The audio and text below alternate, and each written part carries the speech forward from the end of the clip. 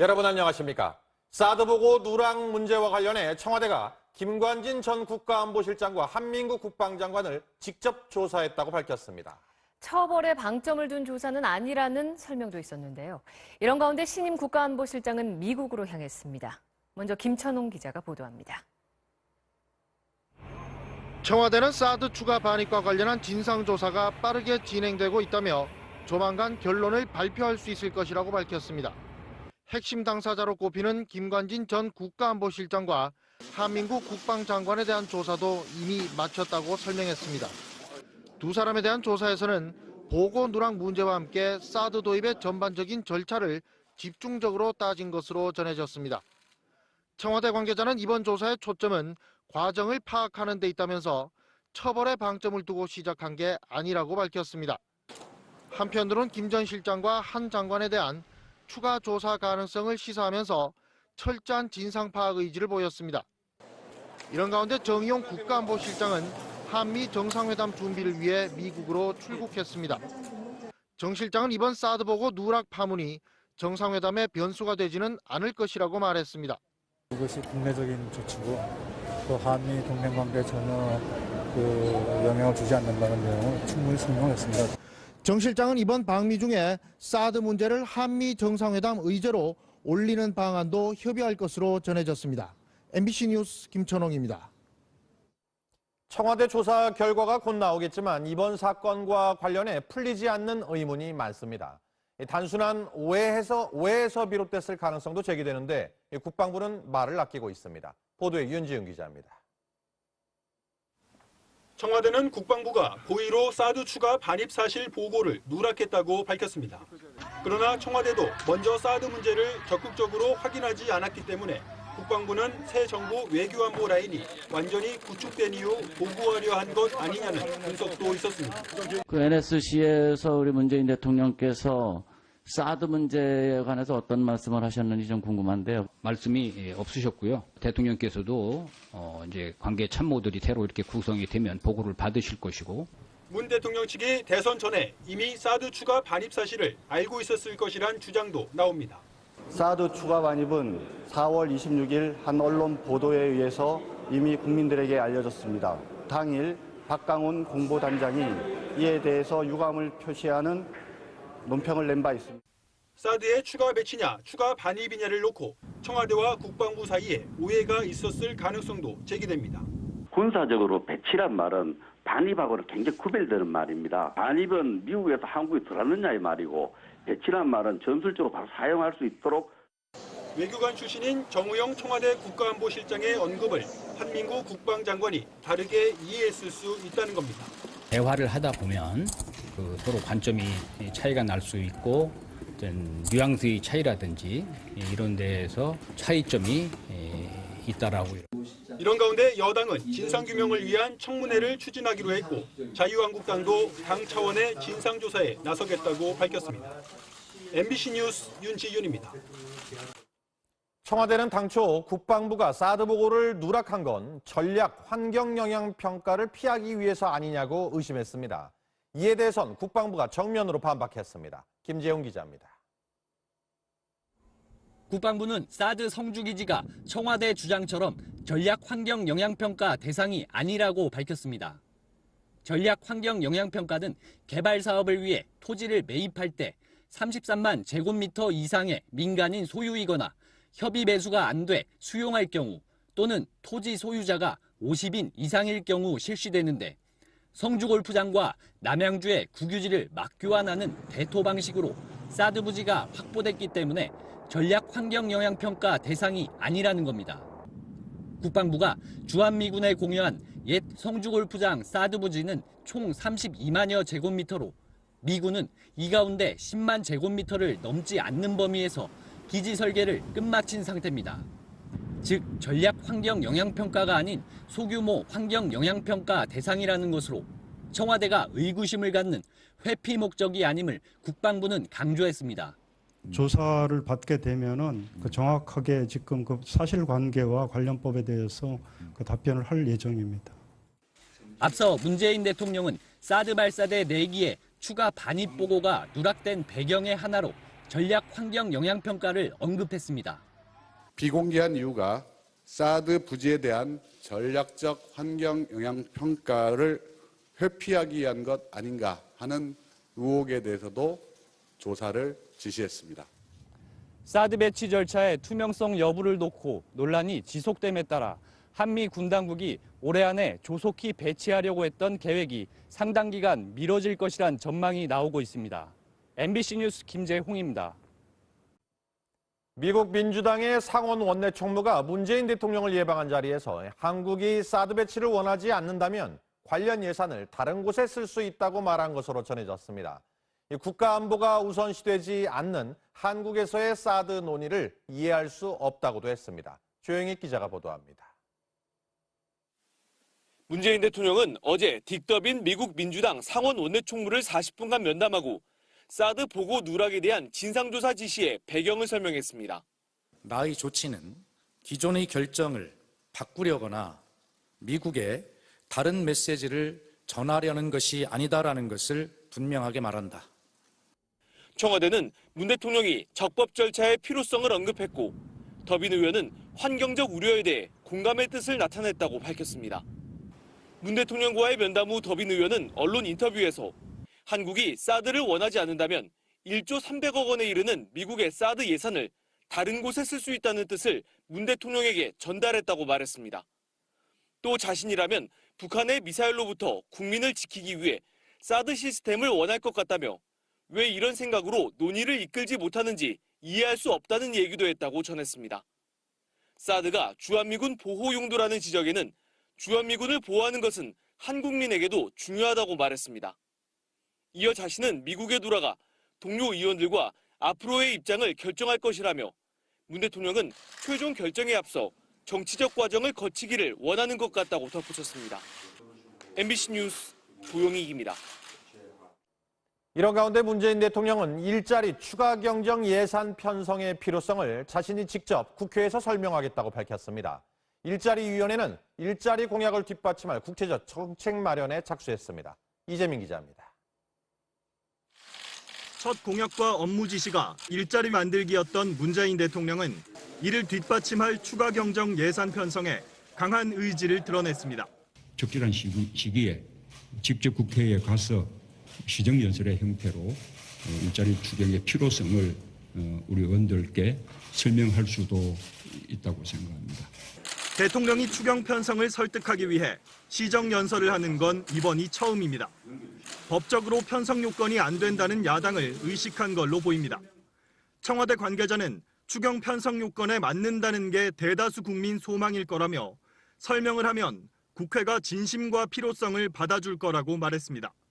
대통령 직속 일자리위원회는 구체적인 정책 마련에 착수했습니다. 올해 하반기 공무원 12,000명을 선발하고 일자리를 많이 창출하는 기업엔 세제 혜택을 주기로 했습니다. 반대로 비정규직을 너무 많이 고용하는 대기업엔 고용 부담금을 도입하는 방안을 검토하고 최저임금 문제도 손보기로 했습니다. 최저임금 10,000원을 2020년 당초 공약대로 추진을 하겠습니다. 이용섭 부위원장은 최저임금 인상에 따른 영세 자영업자와 중소기업 등의 부담을 완화하기 위해 보완 방안을 마련하겠다고 밝혔습니다. MBC 뉴스 이재민입니다. 어제 제1야당이 집단 퇴장한 가운데 국무총리 임명 동의안이 처리되면서 국회 협치는 시작부터 금이 갔습니다. 자유한국당이 대여 강경투쟁을 예고하면서 일자리 추경안 등 현안 처리도 쉽지 않을 분위기입니다. 육덕수 기자입니다. 국회를 방문한 이낙연 총리는 먼저 정세균 국회의장을 만나 몸을 낮췄습니다.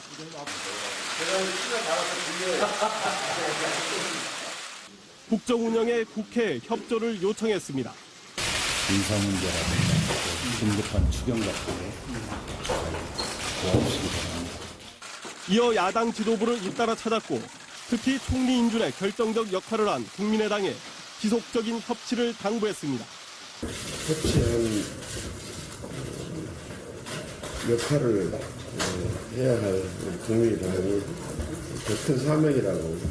큰 안으로 좀 도와주시고 못하는 건 못하는 것들 부지런 주시고. 여당인 더불어민주당을 찾아선 여야 공통 대선 공약의 우선 추진을 논의했습니다. 여당과 정부가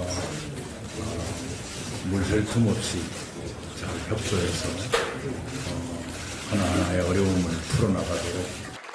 어제 인준 표결에 불참한 자유한국당은 의원 연찬회를 이유로 면담을 거부한 가운데 정우택 원내대표는 협치가 깨졌다며 청와대 해동 때 합의한 여야정 협의체에도 참여하지 않겠다고 선언했습니다. 국정 설명의 식으로의 성격을 가질 이 협의체 구성에는 저희들은 참여할 의사가 없다. 당장 줄줄이 이어질 인사청문회는 물론 새 정부가 서두르는 일자리 추경 등 임시국회 현안 처리에 험로가 예상됩니다. MBC 뉴스 육덕수입니다. 김상조 공정거래위원장 후보자의 인사청문회가 내일 열립니다. 검증 때 서기도 전 이미 각종 의혹들이 쏟아져 나온 상황이라 자진 사퇴를 요구하는 야당의 공세가 거셀 것으로 보입니다. 현재근 기자입니다. 인사청문회를 하루 앞두고 야당은 김상조 후보자에 대한 공세 수위를 끌어올렸습니다. 사실로 드러난 다원계약서 작성과 위장 전입 의혹 외에 부인 취업과 아들 군 특혜 등 지금까지 제기된 의혹만으로도 사퇴해야 한다고 목소리를 높였습니다.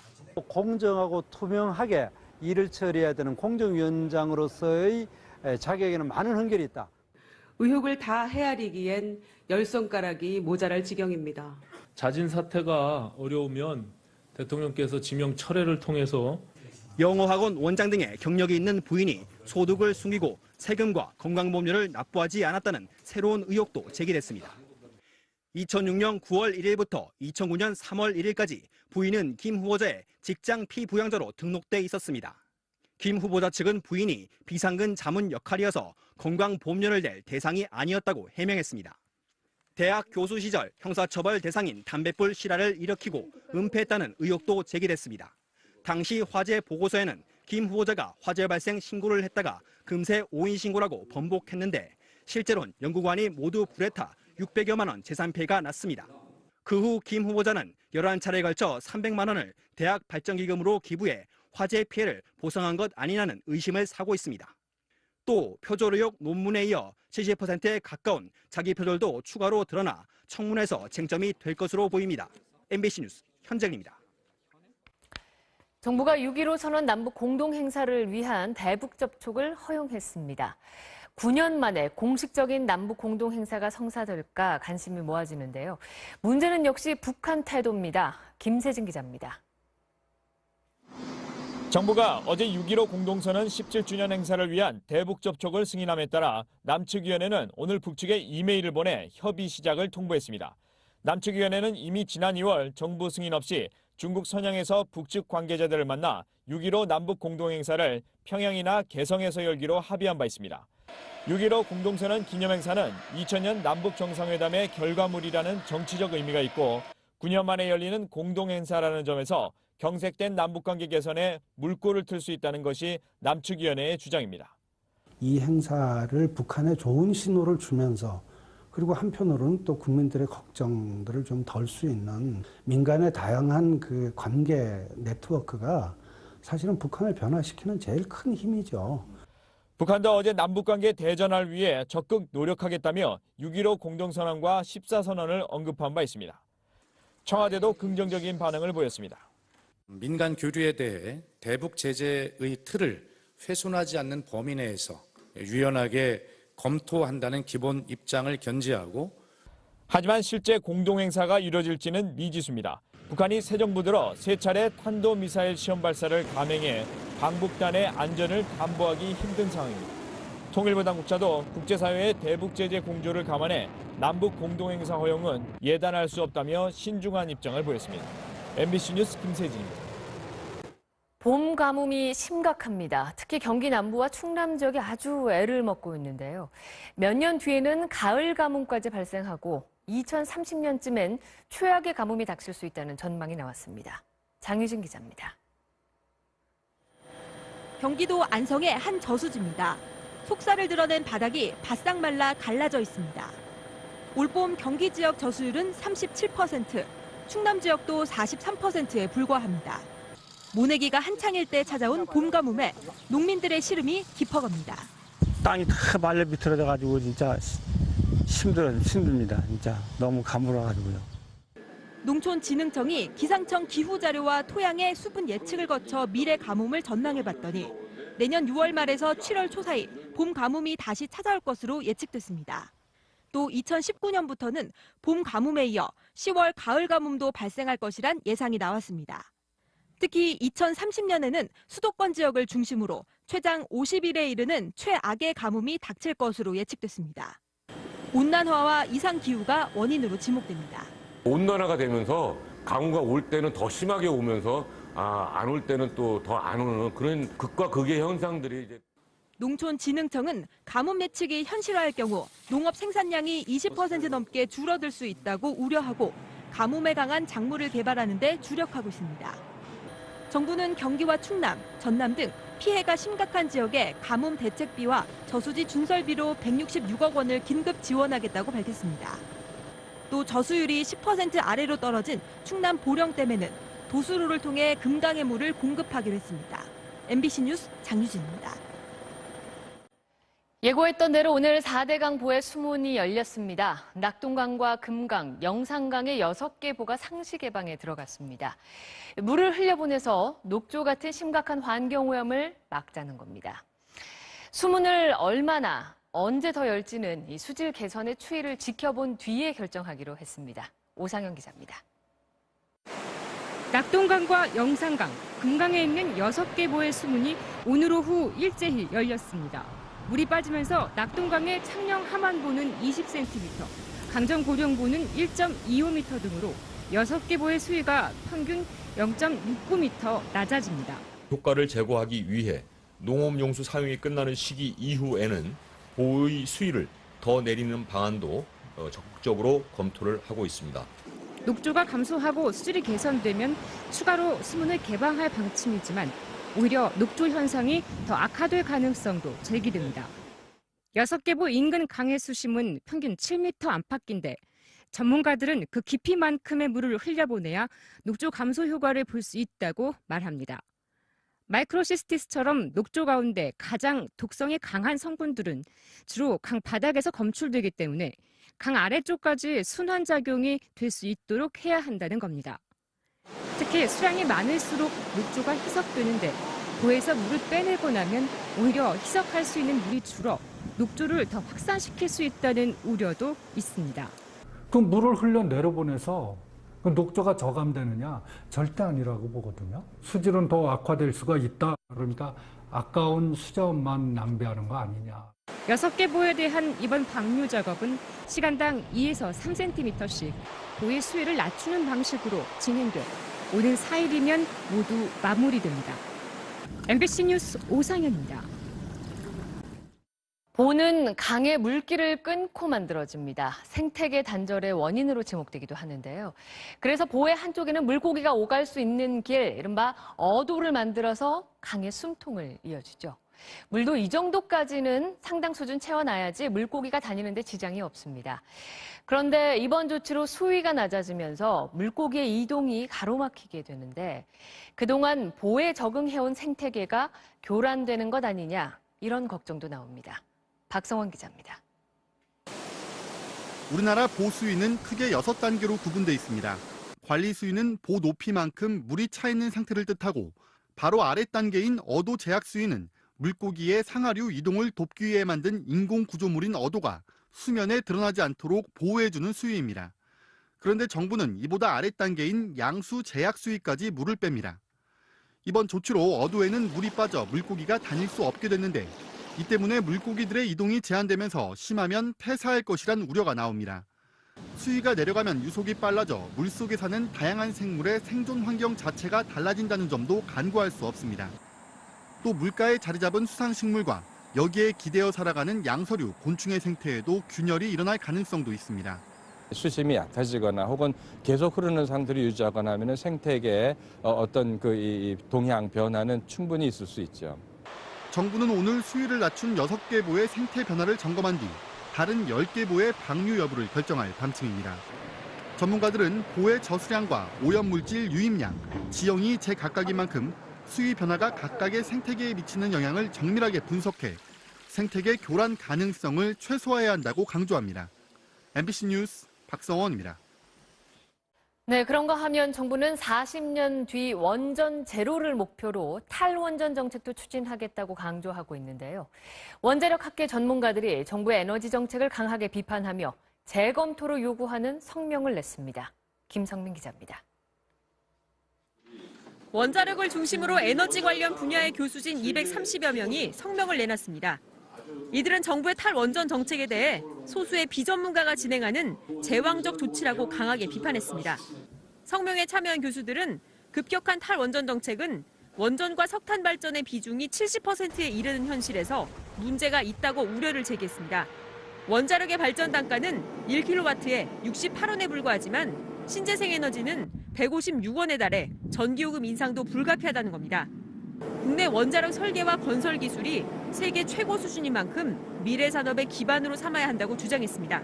4차 산업혁명, 그다음에 AI를 쓰고 전기차 쓰고 그러면 전력이 이제 많이 늘어날 가능성이 있는데 원자력 발전소 못 짓게 되면 전력 부족 사태가 났을 때 대처를 할 수가 없습니다. 다만 원전의 안전성에 대해서는 잘못된 정보로 불안감이 지나치다며 보다 근본적인 대책이 필요하다고 밝혔습니다. 이에 대해 원전 폐기를 주장해온 환경단체들은 원자력 산업의 이익을 대변하는 주장이라고 반박하고 관련 학계에 반성을 촉구했습니다. 국정기획자문위원회는 신고리 원전 5, 6호기 공사 논란과 관련해 공약은 반드시 실천하겠다며 부작용을 최소화하면서 원전 제로화를 계속 추진하겠다고 밝혔습니다. MBC 뉴스 김성민입니다. 어제 국내로 압송된 정유라 씨가 이틀째 검찰 조사를 받고 있습니다.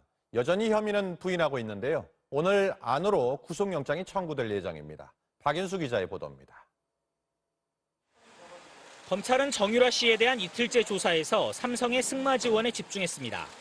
삼성 측이 제공한 승마 훈련 지원금 78억 원과 관련해 어머니 최순실 씨와 박근혜 전 대통령이 공모했는지 집중적으로 추궁하고 있습니다. 검찰은 이 78억 원이 뇌물 성격이 짙다고 보고 있습니다. 때문에 정유라 씨에게 뇌물수수 혐의 적용을 고심 중인데 혐의 입증에 시간이 부족하고 정 씨 또한 심야 조사는 거부하고 있어 오늘 자정까지 집중적으로 조사를 벌일 방침입니다. 정 씨는 현재까지 어머니가 한 일이며 자신은 몰랐다는 입장을 고수하고 있는 것으로 알려졌습니다. 체포영장에 적시된 정 씨의 혐의는 3가지로 이화여대 입시 비리와 관련된 업무방해, 고등학교 재학 시 허위 공문을 제출한 공무집행 방해, 그리고 삼성 지원금을 숨긴 범죄 수익 은닉 혐의입니다. 검찰은 뇌물수수 혐의 입증에 시간이 부족하면 일단 이 3가지 혐의만으로 구속영장을 청구할 방침입니다. MBC 뉴스 박윤수입니다. 박원호 전 승마협회 전무가 삼성이 합병 대가로 정유라 씨의 승마 지원을 했다는 얘기는 없었다며 당초 진술을 법정에서 번복했습니다. 이 삼성 합병과 승마 지원 사이의 대가성을 입증하려던 특검은 난관에 부딪히게 됐습니다. 김태윤 기자입니다. 최순실 씨의 최측근이었던 박원호 전 대한승마협회 전무가 이재용 삼성전자 부회장 재판에서 핵심 증언을 번복했습니다.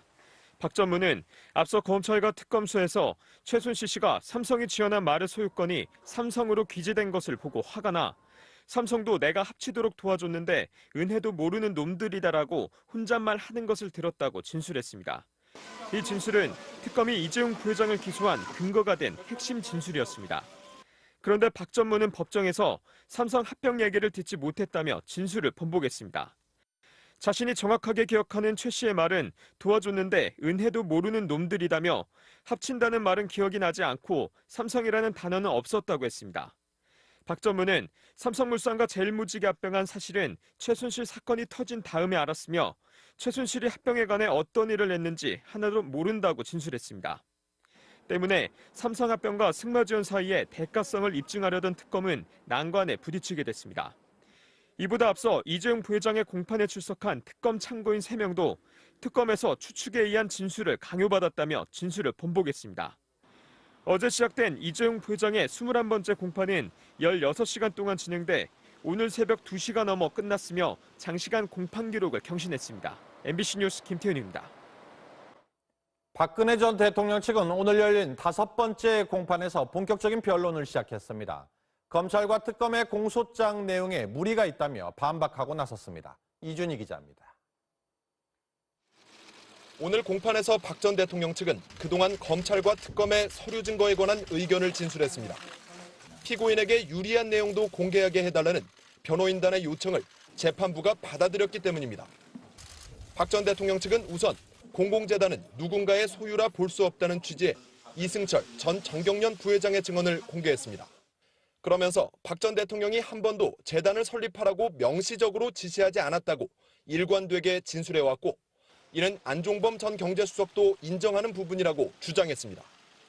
대통령의 지시사항을 적은 것으로 알려진 안 전 수석의 업무 수첩에 대해서는 안 전 수석이 자신의 생각도 수첩에 기재했다고 증언한 바가 있다며 대통령의 지시를 받고 즉시 기재한 것이 아니라고 지적했습니다. 검찰은 이에 대해 증언 내용은 전체적인 취지를 판단해야 한다고 반박했습니다. 재판부는 어느 쪽 주장이 설득력 있는지 추후에 파악해보겠다며 양측의 공방을 정리했습니다. 한편 재판부는 박 전 대통령의 공판 횟수를 주 3차례에서 4차례로 늘리기로 했습니다. 수사 기록만 13만 쪽, 증인만 432명에 달하는 만큼 10월 중순으로 예정된 1심 선고까지 시간이 촉박하다는 이유에서입니다. MBC 뉴스 이준입니다. 반입 사실을 알고 있었을 것이란 주장도 나옵니다. 사드 추가 반입은 4월 26일 한 언론 보도에 의해서 이미 국민들에게 알려졌습니다. 당일 박강훈 공보단장이 이에 대해서 유감을 표시하는 논평을 낸 바 있습니다. 사드의 추가 배치냐 추가 반입이냐를 놓고 청와대와 국방부 사이에 오해가 있었을 가능성도 제기됩니다. 군사적으로 배치란 말은 반입하고는 굉장히 구별되는 말입니다. 반입은 미국에서 한국에 들어왔느냐의 말이고, 배치란 말은 전술적으로 바로 사용할 수 있도록. 외교관 출신인 정우영 청와대 국가안보실장의 언급을 한민구 국방장관이 다르게 이해했을 수 있다는 겁니다. 대화를 하다 보면 서로 관점이 차이가 날 수 있고, 어떤 뉘앙스의 차이라든지 이런 데에서 차이점이 있다라고. 이런 가운데 여당은 진상규명을 위한 청문회를 추진하기로 했고, 자유한국당도 당 차원의 진상조사에 나서겠다고 밝혔습니다. MBC 뉴스 윤지윤입니다. 청와대는 당초 국방부가 사드 보고를 누락한 건 전략 환경 영향 평가를 피하기 위해서 아니냐고 의심했습니다. 이에 대해선 국방부가 정면으로 반박했습니다. 김재용 기자입니다. 국방부는 사드 성주기지가 청와대 주장처럼 전략 환경 영향 평가 대상이 아니라고 밝혔습니다. 전략 환경 영향 평가는 개발 사업을 위해 토지를 매입할 때 33만 제곱미터 이상의 민간인 소유이거나 협의 매수가 안 돼 수용할 경우, 또는 토지 소유자가 50인 이상일 경우 실시되는데, 성주골프장과 남양주의 국유지를 맞교환하는 대토 방식으로 사드 부지가 확보됐기 때문에 전략 환경 영향 평가 대상이 아니라는 겁니다. 국방부가 주한미군에 공유한 옛 성주골프장 사드 부지는 총 32만여 제곱미터로, 미군은 이 가운데 10만 제곱미터를 넘지 않는 범위에서 기지 설계를 끝마친 상태입니다.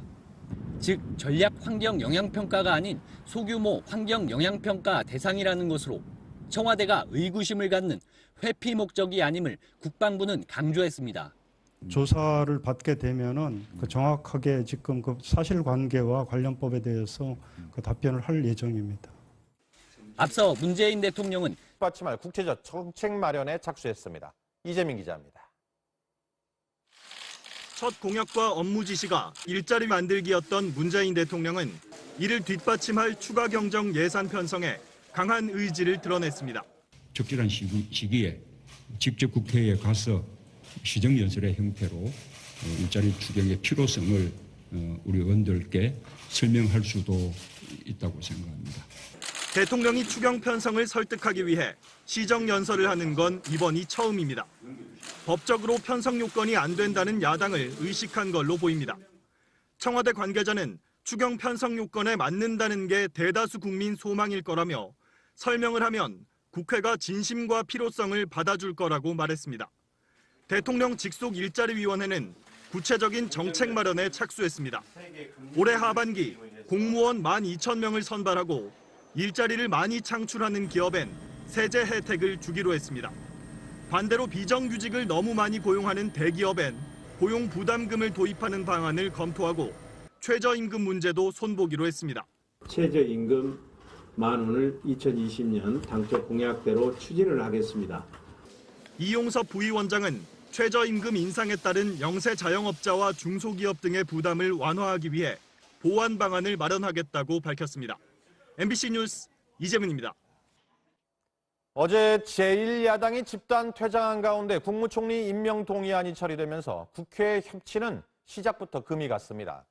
자유한국당이 대여 강경투쟁을 예고하면서 일자리 추경안 등 현안 처리도 쉽지 않을 분위기입니다. 육덕수 기자입니다. 국회를 방문한 이낙연 총리는 먼저 정세균 국회의장을 만나 몸을 낮췄습니다.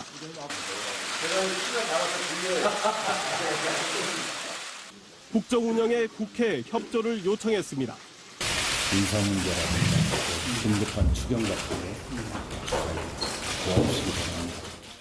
이어 야당 지도부를 잇따라 찾았고 특히 총리 인준에 결정적 역할을 한 국민의당에 지속적인 협치를 당부했습니다.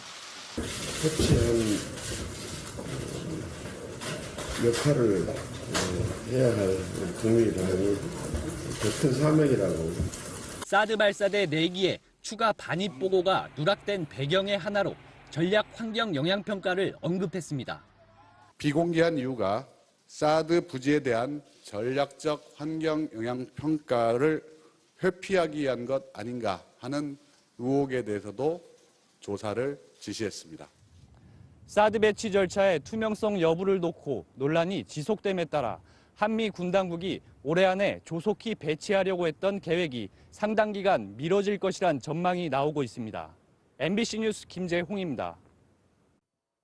미국 민주당의 상원 원내총무가 문재인 대통령을 예방한 자리에서 한국이 사드 배치를 원하지 않는다면 관련 예산을 다른 곳에 쓸 수 있다고 말한 것으로 전해졌습니다. 국가 안보가 우선시되지 않는 한국에서의 사드 논의를 이해할 수 없다고도 했습니다. 조영익 기자가 보도합니다. 문재인 대통령은 어제 딕더빈 미국 민주당 상원 원내총무를 40분간 면담하고 사드 보고 누락에 대한 진상조사 지시의 배경을 설명했습니다. 나의 조치는 기존의 결정을 바꾸려거나 미국에 다른 메시지를 전하려는 것이 아니다라는 것을 분명하게 말한다. 청와대는 문 대통령이 적법 절차의 필요성을 언급했고 더빈 의원은 환경적 우려에 대해 공감의 뜻을 나타냈다고 밝혔습니다. 문 대통령과의 면담 후 더빈 의원은 언론 인터뷰에서 한국이 사드를 원하지 않는다면 1조 300억 원에 이르는 미국의 사드 예산을 다른 곳에 쓸 수 있다는 뜻을 문 대통령에게 전달했다고 말했습니다.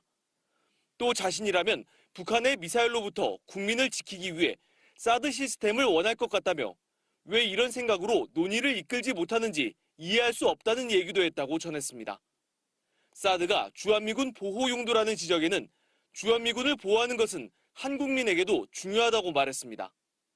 이어 자신은 미국에 돌아가 동료 의원들과 앞으로의 입장을 결정할 것이라며 문 대통령은 최종 결정에 앞서 정치적 과정을 거치기를 원하는 것 같다고 덧붙였습니다. MBC 뉴스 조용익입니다.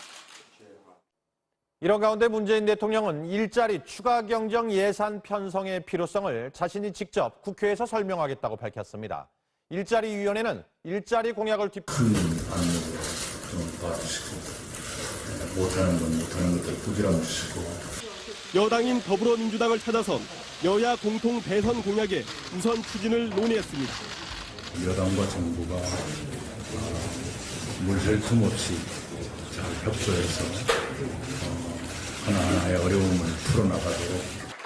어제 인준 표결에 불참한 자유한국당은 의원 연찬회를 이유로 면담을 거부한 가운데 정우택 원내대표는 협치가 깨졌다며 청와대 해동 때 합의한 여야정 협의체에도 참여하지 않겠다고 선언했습니다. 국정 설명의 식으로의 성격을 가질 이 협의체 구성에는 저희들은 참여할 의사가 없다. 당장 줄줄이 이어질 인사청문회는 물론 새 정부가 서두르는 일자리 추경 등 임시국회 현안 처리에 험로가 예상됩니다. MBC 뉴스 육덕수입니다. 김상조 공정거래위원장 후보자의 인사청문회가 내일 열립니다. 검증 때 서기도 전 이미 각종 의혹들이 쏟아져 나온 상황이라 자진 사퇴를 요구하는 야당의 공세가 거셀 것으로 보입니다. 현재근 기자입니다. 인사청문회를 하루 앞두고 야당은 김상조 후보자에 대한 공세 수위를 끌어올렸습니다. 사실로 드러난 다운계약서 작성과 위장 전입 의혹 외에 부인 취업과 아들 군 특혜 등 지금까지 제기된 의혹만으로도 사퇴해야 한다고 목소리를 높였습니다. 공정하고 투명하게 일을 처리해야 되는 공정위원장으로서의 자격에는 많은 한결이 있다. 의혹을 다 헤아리기엔 10손가락이 모자랄 지경입니다. 자진 사퇴가 어려우면 대통령께서 지명 철회를 통해서 영어학원 원장 등의 경력이 있는 부인이 소득을 숨기고 세금과 건강보험료를 납부하지 않았다는 새로운 의혹도 제기됐습니다. 2006년 9월 1일부터 2009년 3월 1일까지 부인은 김 후보자의 직장 피부양자로 등록돼 있었습니다. 김 후보자 측은 부인이 비상근 자문 역할이어서 건강보험료를 낼 대상이 아니었다고 해명했습니다. 대학 교수 시절 형사처벌 대상인 담뱃불 실화를 일으키고 은폐했다는 의혹도 제기됐습니다. 당시 화재 보고서에는 김 후보자가 화재 발생 신고를 했다가 금세 오인 신고라고 번복했는데 실제로는 연구관이 모두 불에 타 600여만 원 재산 피해가 났습니다. 그 후 김 후보자는 여러분 안녕하십니까? 사드 보고 누락 문제와 관련해 청와대가 김관진 전 국가안보실장과 한민구 국방장관을 직접 조사했다고 밝혔습니다. 처벌에 방점을 둔 조사는 아니라는 설명도 있었는데요. 이런 가운데 신임 국가안보실장은 미국으로 향했습니다. 먼저 김천홍 기자가 보도합니다. 청와대는 사드 추가 반입과 관련한 진상조사가 빠르게 진행되고 있다며 조만간 결론을 발표할 수 있을 것이라고 밝혔습니다. 핵심 당사자로 꼽히는 김관진 전 국가안보실장과 한민구 국방장관에 대한 조사도 이미 마쳤다고 설명했습니다. 두 사람에 대한 조사에서는 보고 누락 문제와 함께 사드 도입의 전반적인 절차를 집중적으로 따진 것으로 전해졌습니다. 청와대 관계자는 이번 조사의 초점은 과정을 파악하는 데 있다면서 처벌에 방점을 두고 시작한 게 아니라고 밝혔습니다. 한편으로는 김 전 실장과 한 장관에 대한 추가 조사 가능성을 시사하면서 철저한 진상 파악 의지를 보였습니다. 이런 가운데 정의용 국가안보실장은 한미 정상회담 준비를 위해 미국으로 출국했습니다. 정 실장은 이번 사드 보고 누락 파문이 정상회담의 변수가 되지는 않을 것이라고 말했습니다. 이것이 국내적인 조치고 또 한미 동맹 관계에 전혀 영향을 주지 않는다는 내용을 충분히 설명했습니다. 정 실장은 이번 방미 중에 사드 문제를 한미 정상회담 의제로 올리는 방안도 협의할 것으로 전해졌습니다. MBC 뉴스 김천홍입니다. 청와대 조사 결과가 곧 나오겠지만 이번 사건과 관련해 풀리지 않는 의문이 많습니다. 단순한 오해에서 비롯됐을 가능성도 제기되는데 국방부는 말을 아끼고 있습니다. 보도에 윤지윤 기자입니다. 청와대는 국방부가 고의로 사드 추가 반입 사실 보고를 누락했다고 밝혔습니다. 그러나 청와대도 먼저 사드 문제를 적극적으로 확인하지 않았기 때문에 국방부는 새 정부 외교안보 라인이 완전히 구축된 이후 보고하려 한 것 아니냐는 분석도 있었습니다. 그 NSC에서 우리 문재인 대통령께서 사드 문제에 관해서 어떤 말씀을 하셨는지 좀 궁금한데요. 말씀이 없으셨고요. 대통령께서도 이제 관계 참모들이 새로 이렇게 구성이 되면 보고를 받으실 것이고. 문 대통령 측이 대선 전에 이미 사드 추가